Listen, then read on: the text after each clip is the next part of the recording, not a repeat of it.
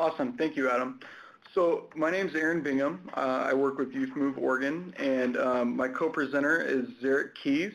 And I'm going to introduce myself a little bit and kind of talk about my lived experience and what I do, and then we'll have Zurk introduce himself and kind of his perspective and role as well. So I grew up in a very drug-addicted and physically and very emotionally abusive household. I was around career criminals at a very young age that was very, kind of glamorized by my father. So they naturally and unfortunately started to become my role models. I started using around age 11, and every attempt or try of alcohol or drugs became pretty much daily use. When I was 15, I got involved with juvenile justice and was in services. And when I was 16, I got off probation, and I wasn't involved in services, and also became homeless at that time. And so with that, I started to kind of gear towards those role models that I had at a young age, and staying with, gangbangers on the street, and then later on in my teams, kind of more organized crime, I guess you could say, with motorcycle clubs and things of that nature. And so I later entered the system, as a lot of us see, when youth can drop off and come right back in their early 20s, and that's exactly what I did. So I later entered the system in adult corrections and addictions when I was 21, and I've been clean for a little over 6 years now. Sorry, didn't want to add a year there. A little over 6 years. My clean date is May 6th, 2008. And I take all of that lived experience with me every single day to work. And that work is with Youth Move Oregon. I'm the assistant director now, so I'm a little bit more in admin. I started with direct service and serving youth ages 14 to 25 that have involvement in different systems. And so all of our peer support staff reflect the population that we serve. So in our staff, we have peer support specialists that carry a lot of lived experience in mental health or foster care or addictions and corrections and juvenile justice, which was sort of my background. Youth Move Oregon has fully functional drop-in centers. We have 3 in the state. We have a flagship in Clackamas County that has 4 employees right now, and 3 of those are youth, with the age that we serve, that have that different lived experience and systems. And so with that, that's a little bit about myself and the work that I do. Zurk, can you talk a little bit about yourself and what you do? Sure. My name is Zurk Keys. I'm from Chicago, Illinois, Cook County. I'm from the Lawndale community. I'm sure you guys have heard of Lawndale. It's one of the highest plagued crime neighborhoods in Chicago. We're second behind Inglewood as far as young black males between the age of, I want to say it's between the age of 11 to 17 across the country getting killed. I'm from Lawndale. I've always lived in Lawndale. I work in Lawndale. I work for the West Side Association for Community Action, and we work directly with the courts. Right now, I'm getting ready to transition into a director's position in our evening reporting center.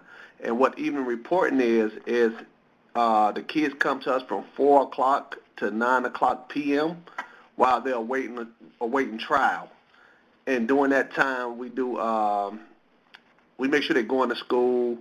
We do things such as anger management, community service. Just make sure that when they go back to court, everything is taken care of. I've been with Reclaiming Futures since 2006. So I've gotten a chance to work and meet some really good people along the way. Although we're all in different areas, our fight is pretty much the same. Absolutely. Absolutely. Thanks, Eric. And just if I can talk about my experience with Zurk a little bit, I've been just amazed at how talented he is at youth engagement, and he has to, youth engagement for us, for Youth Move, is great. It's easy. It's natural. We have the privilege of being able to use peer support, and Zurk does amazing youth engagement within a system. So, I mean, hats off, and, I've always been impressed with the conversations that I've had with him and the work that he does. So, yeah, anyways, that's all I got about Zurk. Thank you, Aaron. All right. Yeah, no problem, man. All right, so Roger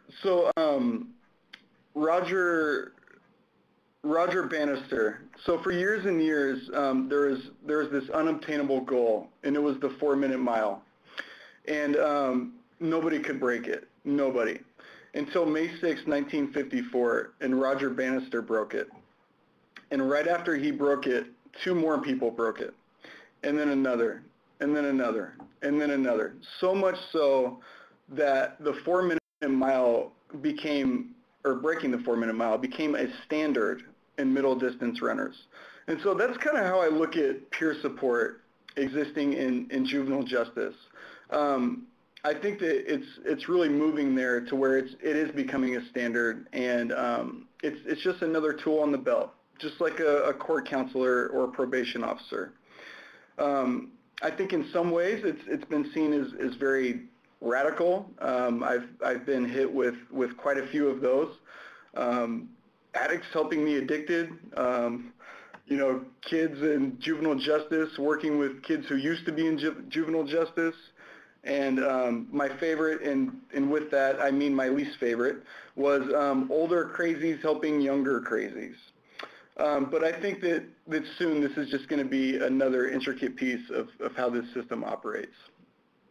So what are we going to leave today? Hopefully we'll leave with a better understanding of youth voice, identifying challenges, kind of strategy, and how to improve outcomes. So I'll share a little bit about how I track those outcomes, and I'm interested in if anybody else is doing this, how you track yours.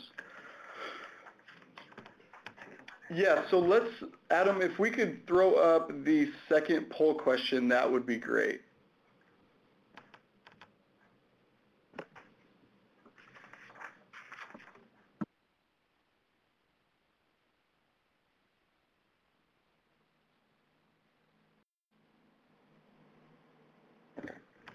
And so while that's up, I'm going to talk a little bit about Hart's Ladder. So this is something that Youth Move utilizes. It's a little bit of our Bible, so to speak, to go off. So if you can they see it right now? I don't think they can.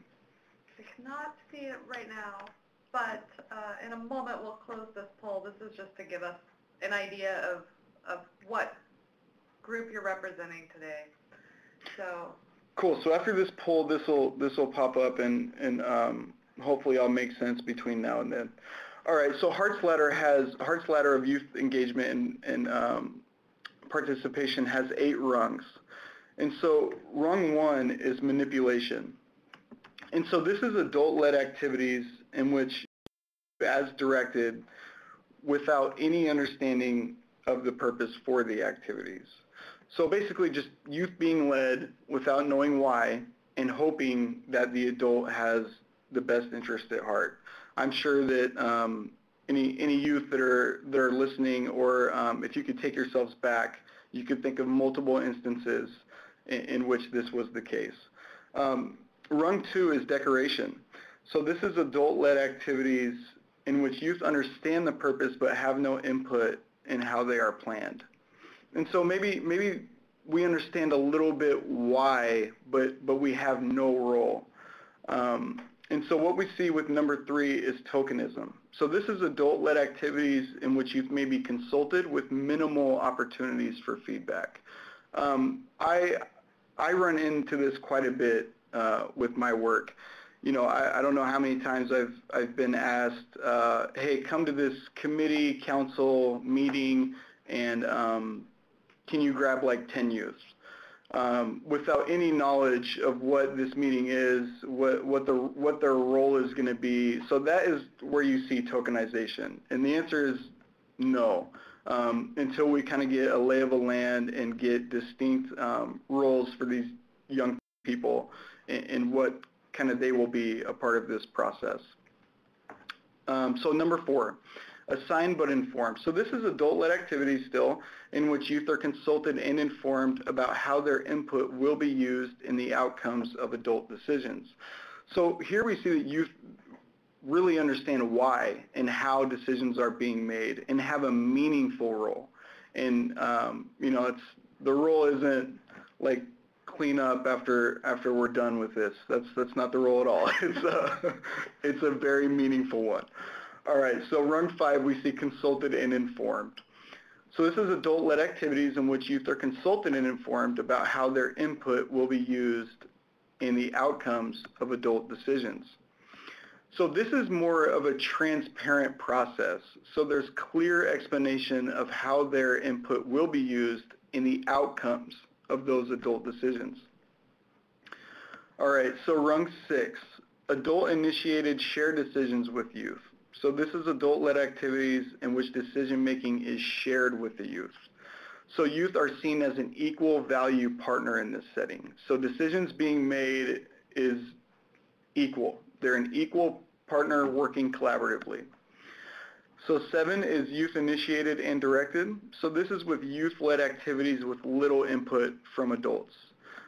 You see this a lot with Youth Moves activities. So it's like our groups are all youth-led with little or no input from adults. So it's completely youth-led. Youth make all decisions and may or may not implement input received from adults. And number 8 is youth-initiated shared decisions with adults. So youth-led activities in which decision-making is shared between youth and adults working as equal partners. I see this with Youth Move Oregon, especially in our recovery group, which has youth and adults, which are actually near peers, kind of working together in creation, implementation, and participation within the recovery group. Yeah, let's throw up the third poll question, and so just by looking at this, kind of where are you? Where do you see your direct service, your agency, your organization fitting in this ladder?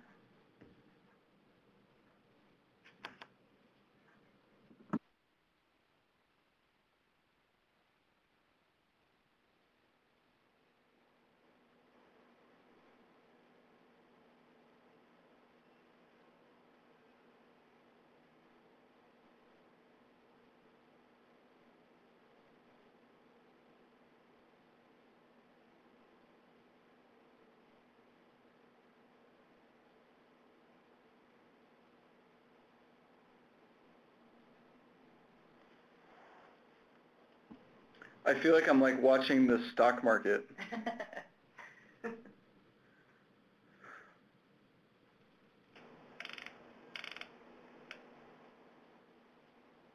All right.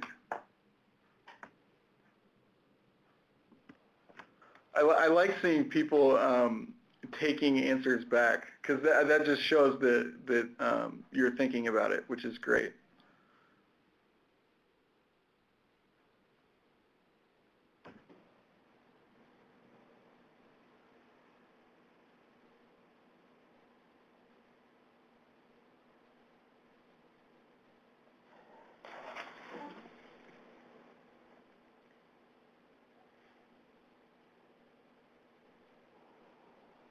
All right, so we'll give about 30 seconds or so to kind of finish voting, and then we're going to go into another poll about where you think your agency could be in an ideal world.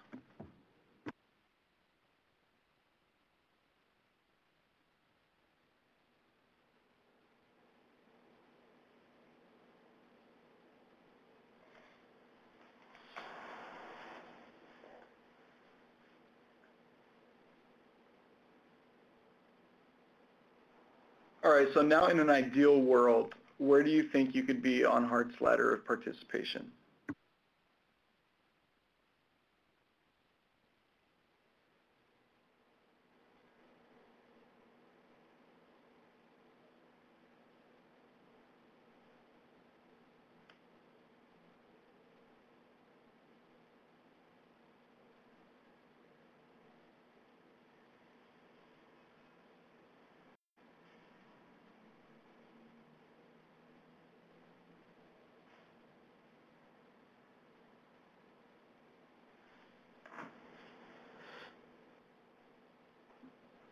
All right, that's great. Thank you. And what we learned from this is that nobody is striving for manipulation or tokenism, which is just awesome.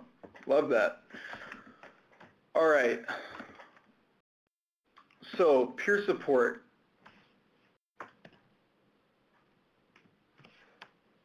As soon as the computer responds. All right, peer support. So what is peer support? The best way, I can describe it is, sharing lived experience. Really knowing where the other person comes from and being able to say, I've been there. I can think of 15 to 20 other definitions, and I've probably heard even more than that.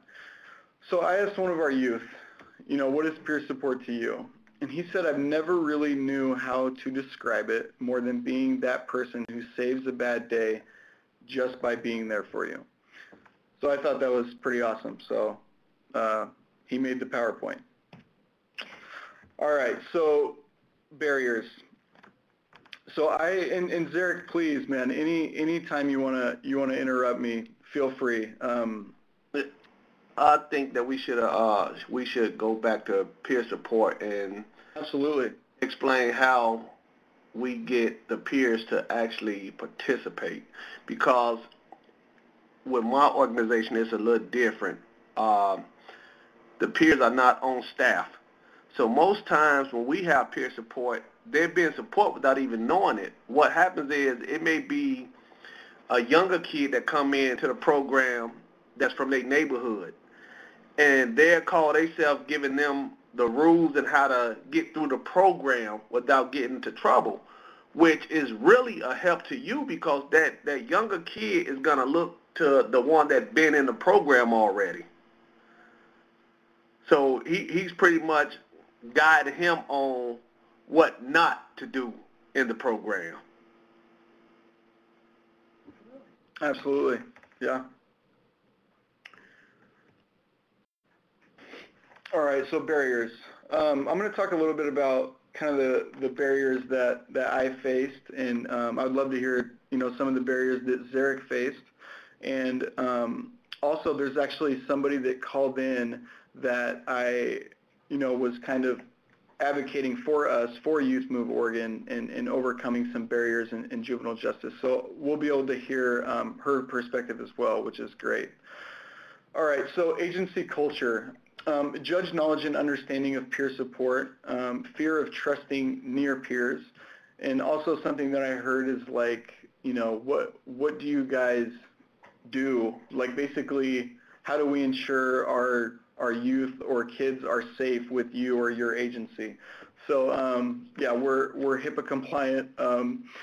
So with that, some barriers that I faced was when I was working with a probation officer who his caseload was specifically youth and young adults that experienced mental health challenges, and he wanted us to go in there and present at a staff meeting, and I don't know how many times me and Allie Linfoot, who's also on the phone, said, we got to get in there. We got to get this out there. This is a big gap in services, and it would be a tremendous support for these youth and young adults. And I can remember him looking at me after a meeting and saying, it's literally above my pay grade.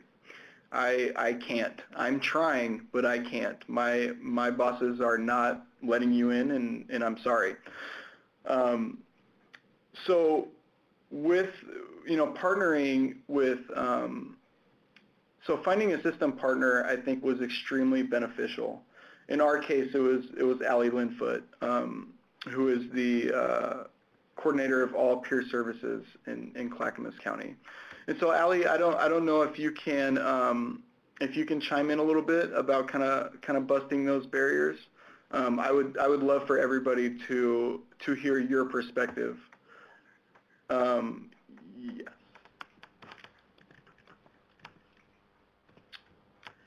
And let's get you in so you can.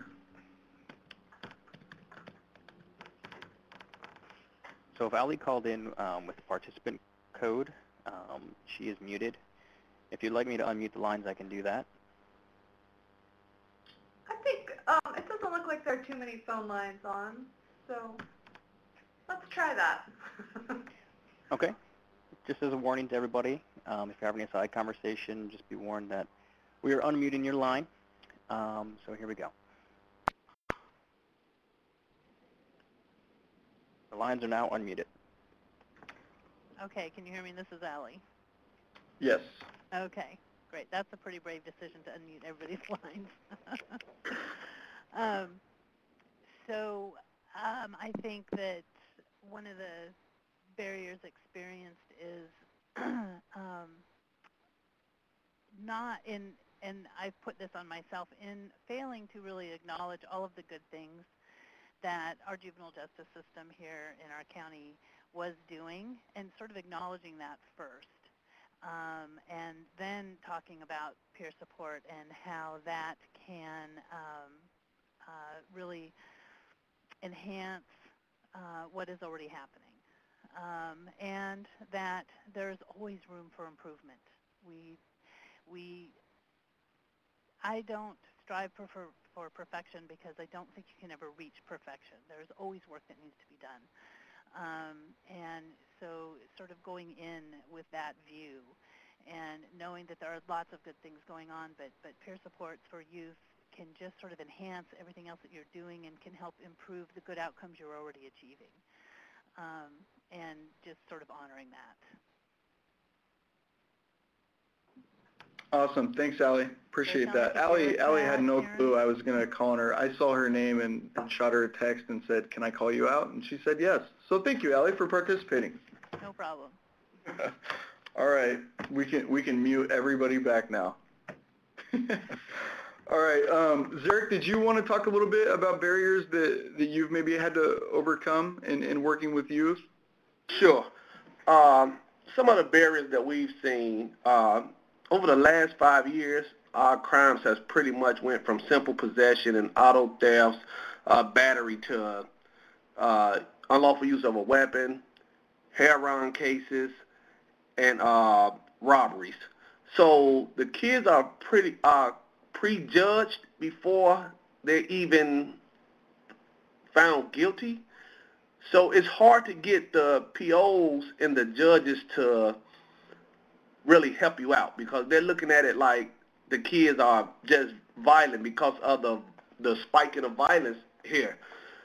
So it's like simple things like you may want to take the kids on an outing, and they're pretty much telling you like no because they don't want you to take the kids somewhere and the kid get into a confrontation with someone else.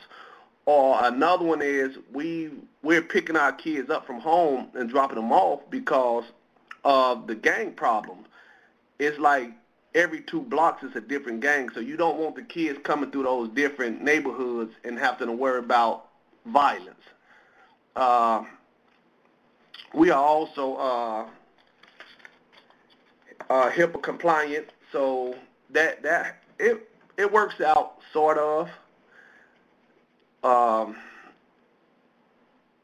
It's hard to get other organizations to come in with you because it's like everyone's scared. If they haven't worked with the kids before, they pretty much don't want nothing to do with them. But I'll tell you, some of these kids are not as bad and are not the monsters that these people are painting them to be. They're fighting for safety. Yeah, absolutely. So where is this already being done? We see this a little bit with wraparound. So strategies using youth voice. One is via wraparound with mental health and addiction services. So who's involved? Everybody and anybody that is a part of this youth or youth's family. Youth, family, psychiatrist, skills trainer, probation officer, facilitator, educator, case manager, anyone involved with the young person and the young person's family.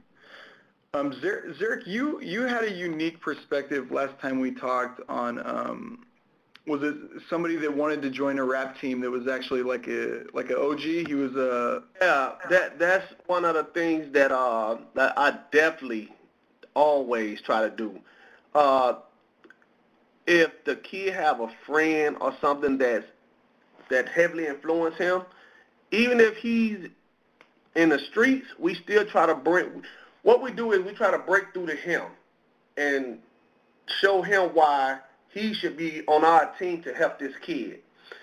And we bring him to the table because at the end of the day, the kid is with us 3-4 hours a day. He's with whoever that influence is almost all day. And a lot of times, the father is an OG, and he's around his kids. So you got to try to get him to understand, like, you didn't have a future. You want your kid to have a future. So work with us on this, and let's try to get this kid back on the straight and narrow. And most times when you break it down and show them, they participate. The good thing about it is, by me being from the community, I know a lot of these kids' fathers, their uncles, older brothers, moms, so it's pretty easy for me to do because I've already had relationships with them because I went to school with a lot of them. Right, yeah, that helps, and that's tremendous, and that just goes back to having it be, coming from the actual community that the youth and family is in.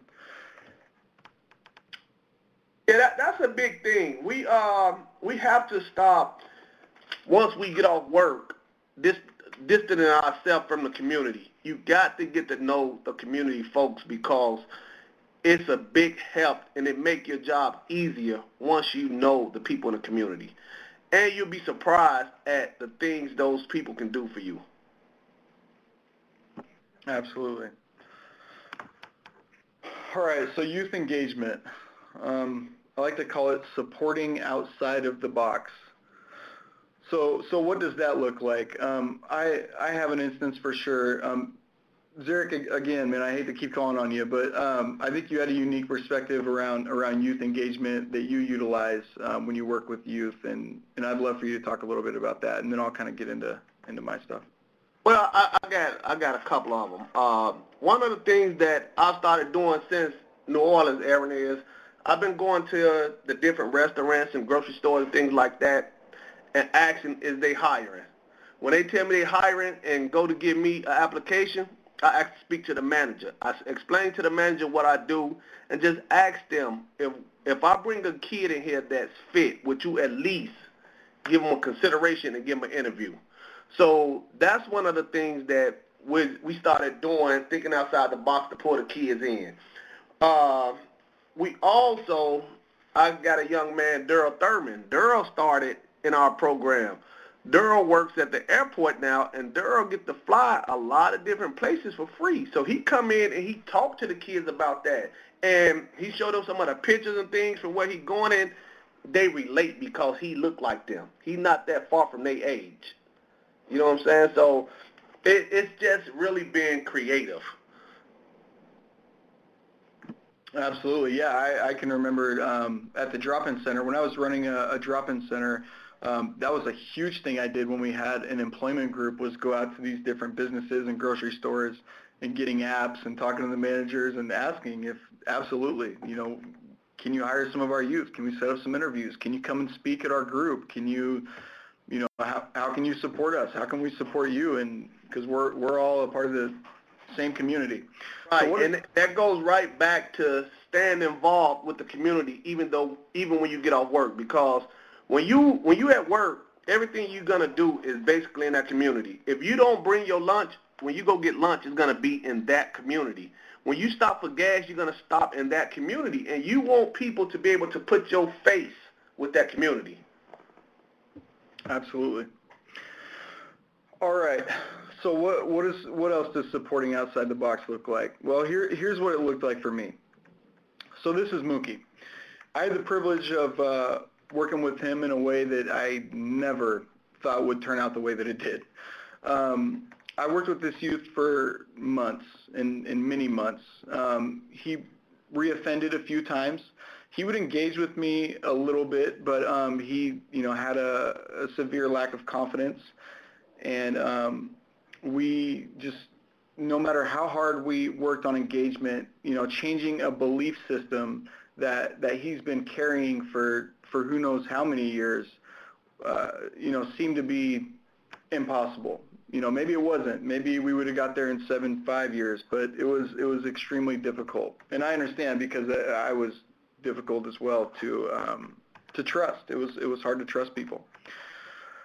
So in his mind, in his belief system, it was like, I'm nothing, I'm not worth it, I'm like my dad. And that was the same exact way for me. I was just like my dad. His dad was in prison just like my dad was in prison.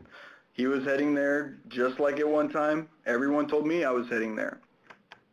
And so I was mildly successful with him. I think our deepest talks, were nods in agreement, which was probably far deeper than he got with anyone else. But, one thing that I really noticed that kind of struck me was that we ended up running an employment group that had a 90% success rate for youth getting work. And that's what I was talking about earlier, is doing what Zurk said.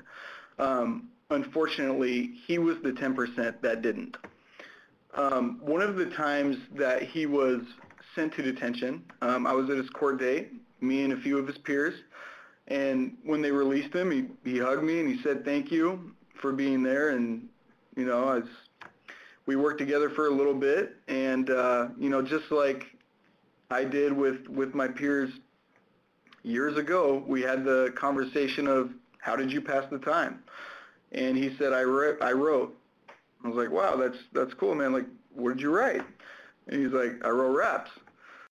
And I told him I had a friend that I used to do not so positive things with. They also turned his life around and ended up starting a record company in Portland. And so I had just ironically, I just connected with him about 3 weeks prior to this. And so, I told him, I go, look, man, if you want to get some of those, like, on a tape, on a mixtape, we can get it to my friend and kind of see what he thinks, maybe give you some coaching. And he was like, okay. And so within 48 hours, he had like a 14-track list of a mixtape that he had done recording himself on his phone with a computer playing in the background. So to say he was dedicated was an understatement. What was more intriguing and somewhat shocking for me a little bit is when I played this and I noticed that the songs were talking about like specific traumas and overcoming obstacles and what it felt like being oppressed. And it just completely shocked me. It seemed like everything that we would organically talk about in youth engagement, he was putting on these tracks. And so I invited my friend who had the record company to come talk to the youth and share about, positive outlets and how he utilized music to do so. And when he did, I told Mookie, I said, hey, if you want to give him the mixtape, he'll be there. And he's like, can you give it to him for me? And I was like, nah, man, you got to do it. You got to give it to him. He's like, all right, I'll give it to him. So afterwards, he gave it to him, and I think like a few weeks went by, and Mookie was checking in with me, like, has he called you yet? Has he texted you yet? Have you checked your Facebook? Have you seen your messages? Have you checked your email? Yeah, man, I'm checking religiously. I promise I'll let you know. So a few weeks went by, and he got back to me, and he said, I'd like to set up a meeting with him, and so we all met, and my friend donated everything. He donated his studio, he donated coaching, he did all the production, he did his album work, he did a photo shoot, he donated it all. And what was so amazing to me is that with that, it completely opened up this door of even more youth engagement. So me and him going to the studio every day for 6 months, you know, we would get one song at a time and we'd plug it into my stereo and play it on the way back. And like I said, you know, he was talking about very specific things and deep things, and so it would like open up the door for conversation. In 6 months of this, I saw him get a level of confidence that it floored me. I couldn't believe how much it changed him and how it changed his confidence. Now, after this, you know, did he go platinum? Has he signed to a major label? No, he hasn't. What has happened is that he has a full-time job. He's got promoted twice within that job, and he has an apartment and a fiance. It did so much for him. You know, we accomplished in 6 months what I had been trying to do for over a year. And so with that, you know, it could be anything. It could be chess, it could be basketball, it could be theater, whatever we can utilize to engage youth and support them. You know, it makes meeting with POs and court dates and a lot of times home life much, much, much more enjoyable. And it's also a great way to get their trust. One of the things I always do as an icebreaker is when the kids come in and we just sit in my office, I'll just go to YouTube and find like the latest rap and put it on, and I just watch for their response.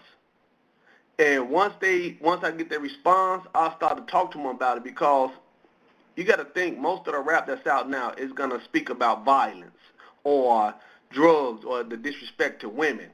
And I start to ask them questions just to see how they feel about it. And a lot of times they'll start telling you things about that song that relate to their life.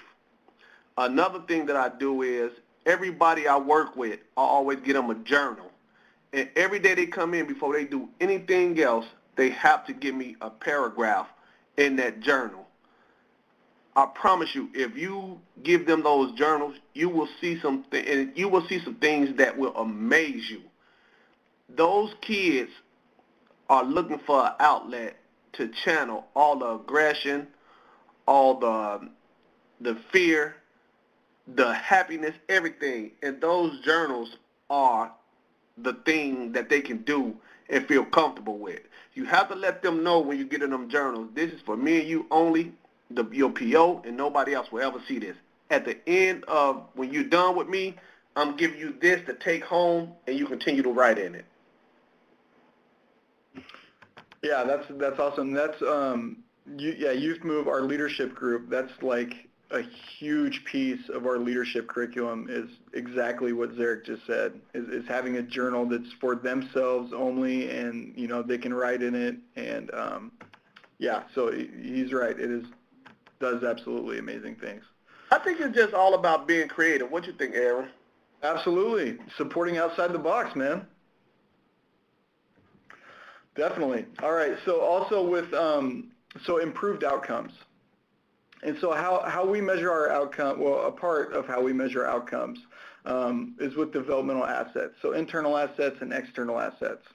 So basically, when we engage with the youth, we do a life assignment sheet and kind of talk about life goals. And then during an event, or so an event could be a negative event or a positive event. So initially, we identify assets. So how many assets does this youth have, internal and external? And at that event, we visit that again. So did you graduate? Did you get married? Or, you know, unfortunately, were you, did your services end? Whatever the event is, we revisit that and see how many assets they've gained or not gained. With the 3 commitments that Youth Move has, you know, you need to be in school or at work, you know, and follow the law. unless it's civil disobedience or homeless camping or being undocumented. Ours is in school, sober, and following the law. Awesome. All right, so that's our webinar. We would love to answer some questions. We have one that we can get into, and I also, you know, depending on how these questions go, if we can open up some dialogue, that's great. Otherwise, we're going to have to drop another poll question on you and force you to have dialogue with us. All right, so Allie Linfoot has a question. What strategy did YMO, Youth Move Oregon, use to develop relationships with local law enforcement? Something that I think we noticed is that when we initially opened up, we didn't really communicate. And so how we overcame those barriers was really just communication. I think when you don't communicate, a lot of assumptions can be made, and that is how I feel exactly what happened. And so if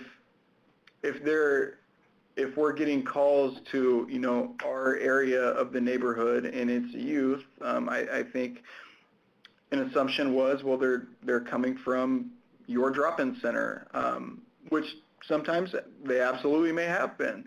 But if you only see one piece of it, you know, you start to develop kind of a belief system of what that area puts out. So I think that what was so helpful for us was, again, partnering with somebody, in which we did with Allie, and we met with the chief of police, and you know, just had a conversation.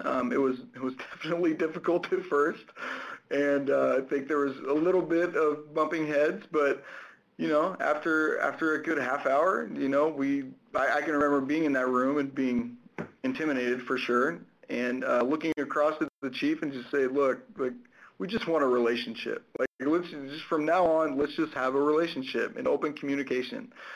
So, you know, anytime something was going on, we would have open communication with him, and you know, we wanted to put together like a pool tournament with the police versus the youth, and we ended up putting an event together that took our youth to their police department and went on a tour where he actually, like, he tased, okay, whoa, yeah, I better finish that sentence quick. He tased, Cora looked up at me like, uh-oh. No, he tased like a cardboard criminal. It was pretty funny. It was like the movies you'd see it, like Police Academy, what they draw their weapons on. It was like that. It was like you know, an aggressive guy coming at him in cardboard, and tased it, and all the youth. Yeah. Anyways, it was a lot of fun. All right. So, what methods have you used to recruit peer supports with life experience who are invested in helping other youth? That's a great question. So this is, I'll try to give you as many answers as I possibly can. If you have any context of like specifics, I would also welcome that. I can say that when it's as simple as doing a job description. I remember there was a job description for one of our youth partners, and the language on it was extremely professional, that would not really draw out somebody with some significant lived experience that wanted to give back. And so, you know, what we did was kind of look at that and say, okay, what kind of language are we using here? Like, let's use plain language, you know, first person language. Let's go a little more on the heart and less on the profession. And so that's exactly what we did. I have examples that I've sent out to a Reclaiming Future site that actually had a youth partner. And so so yeah, I hope that helps. We also recruit within the community, which helps a lot. And some of the staff that we have now are youth.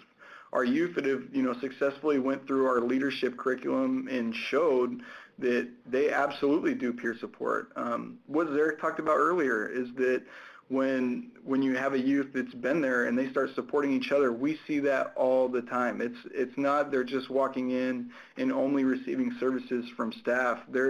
It's just as important for them to receive services from each other and support.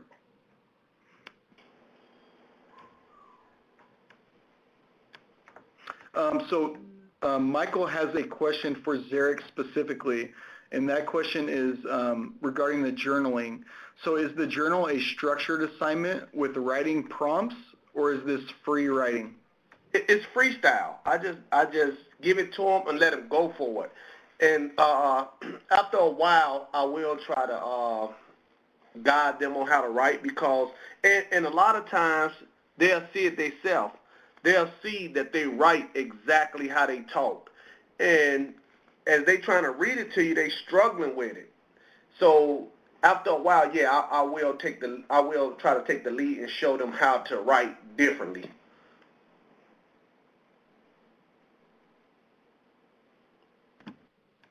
Yeah, great. Ours is similar. Sometimes we'll have a topic, but it's not like mandatory to write on that topic. You can literally write about whatever you want. Good question. Yeah, I like for them to choose their own topic. I'd never pick the topic for them, but I will read it, or like I had them read it, and then I ask them to go back and kind of clean it up so that they'll understand it. Right. So, Michael, you also have the question, are there any other resources to assist RF sites with peer support implementation? And that is a great question, and one that I'm not sure we can answer during the webinar. So I would encourage you to follow up with us directly, and we'll talk about what's possible.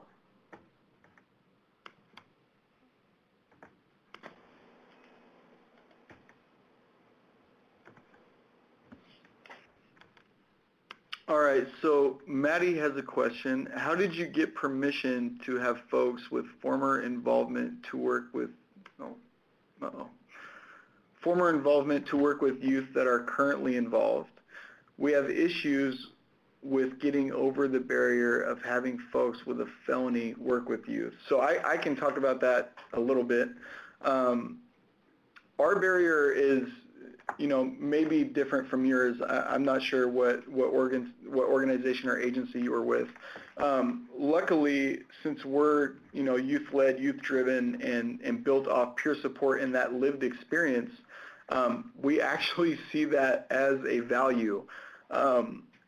It's valuable that you have experience in this different system, and in my case, I had exactly what your question is. So we went through a board approval, and I wrote up, kind of a letter of, why I think that my lived experience is going to impact the youth that I work with. I would love, if we can, to get, I know, I hate to put you on the spot, Allie, but I know that Allie has dealt with this a little bit with other organizations. Can she like chat, or? So I think you could chat, or I think Adam could unmute the line, but it looks like Allie is typing into the chat right now. So if we need further clarification. Well, while she's typing into the account, I can respond on our end. Yeah, most of our kids are not considered as felons. So when they come back and speak or whatever, it's fine. It's no big deal. As far as the OGs or the older guys in the neighborhood, they can't really tell them that they can't come into a wraparound session or whatever the case may be, because most times it's family. So you can't tell a father that he can't come and see what's going on with his child. I don't care if he just got out of jail yesterday. You just can't do it. You're taking his rights away by doing that. Or if you go into the home, I can't go into the home and ask the older brother, hey, can you leave because we want to talk to this kid? We can't do that. So a lot of times it works itself out. Awesome. Yeah, absolutely. And Allie, I think you're unmuted now. If you wanna touch on that a little bit. Allie had no clue that she had a webinar to do this morning. She thought she was just going to be able to listen and.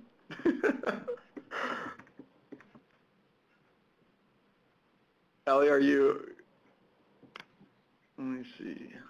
Sorry, I had my own phone muted. Oh, okay. You're double muted.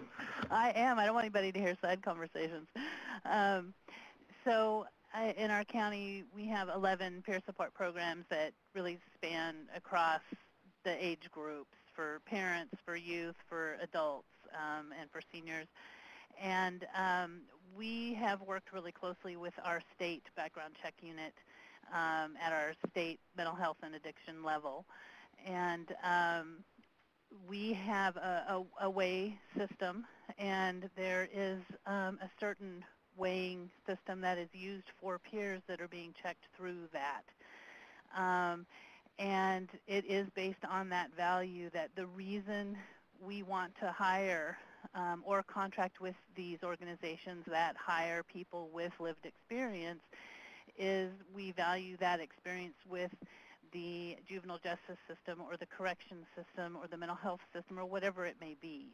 And that is a critical component to working as a peer, is to have that lived experience. So like I said, we've worked very closely with them on how those background checks are run and the weighing system.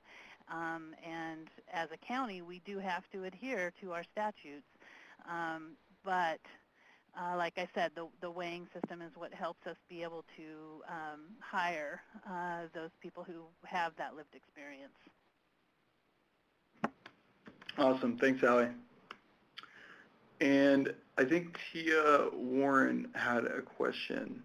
In considering Youth Move's relationship with law enforcement and juvenile courts, are you able to offer advice on juvenile transfer decisions regarding juveniles who are a part of your program?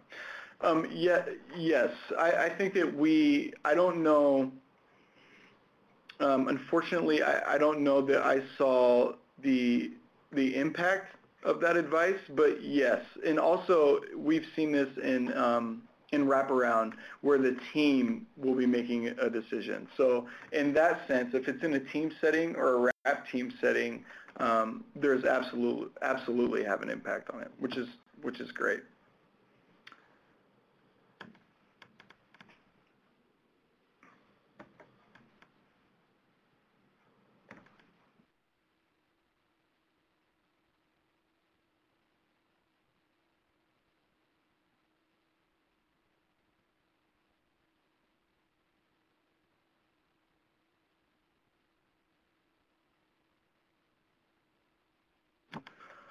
All right, so Michael Irons, do any of you provide formal training for youth that want to be peer mentors? We do for peer support. It's a foundations. It's called Peer Support Foundations. I think we're actually renaming it to something cooler, but that's what it used to be called. We actually provide that training, Youth Move Oregon does.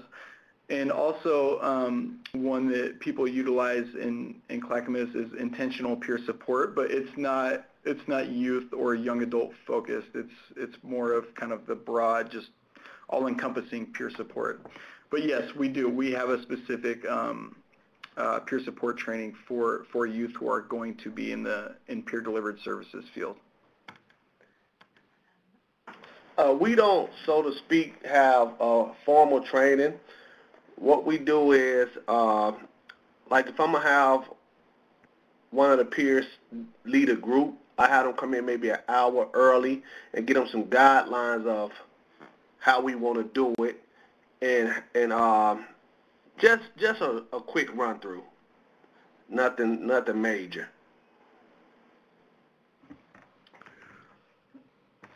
So Tayana has a question. Oh, sorry, the chat box is moving. That is a good question. Tia is right. That's a great question. Do you have any outcomes that you can send to us to help us advocate for starting an initiative such as yours? If you are talking to me, I can absolutely help you start a chapter you can email me. It's Aaron. We can probably put it in the chat box if. Got it. Oh, next slide. Okay, right there. Thank you. So that's my email. That's Zurk's email. You can definitely email me, and we can talk a little bit more about that.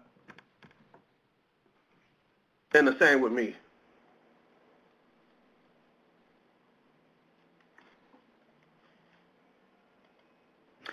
So Michael's cranking the questions out. I love it. So does anyone monitor or supervise peer-to-peer support? And so I'll answer this the best I can. So in the youth partners setting, we all have supervisors who get it. So like I am a peer, or I may be aging into near peer, but I supervise those peer support specialists. But we understand and kind of do peer support ourselves. That doesn't always have to be the case. It doesn't have to be a peer that supervises the peer. It does have to be somebody that really gets the workforce and what that youth is doing.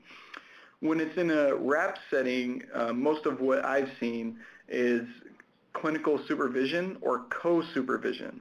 And so we'll have a youth partner with somebody from Youth Move that supervises, and also a care coordinator from behavioral health or mental health services that supervises that youth partner together with somebody from Youth Move.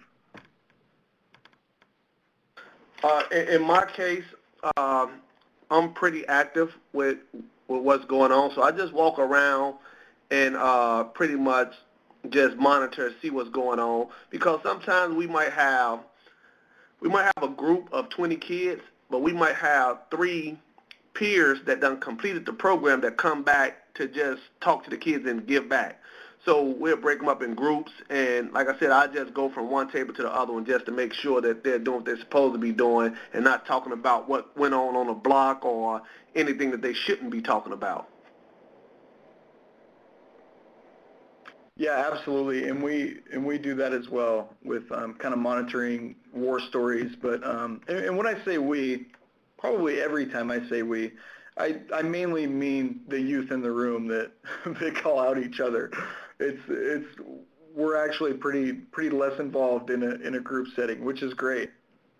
Right, because you definitely want to keep the war stories to limited, because war stories can be very, very, very dangerous, because these kids like dropping names, and they'll be done told about how their big brother shot and killed his big brother and don't even realize who they're talking to.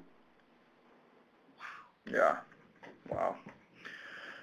All right, so being mindful of time, it's 12:32, and if anyone has any questions they want to shoot real quick, we'd be happy to answer them.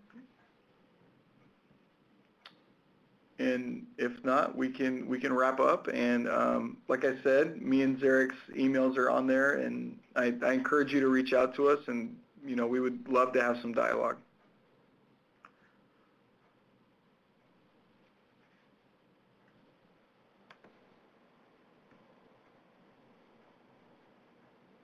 Thank you. Thank you all. All right. Thank you all.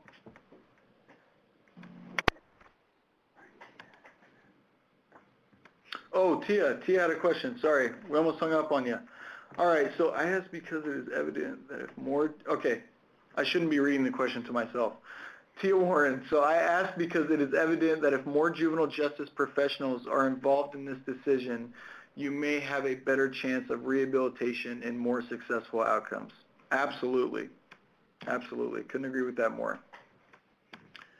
All right, thanks again, and I hope we'll be able to have some discussion moving forward. And thank you, Adam and Cora and Krista, for setting all of this up. Yeah, and thank you, Zurk, for joining as well.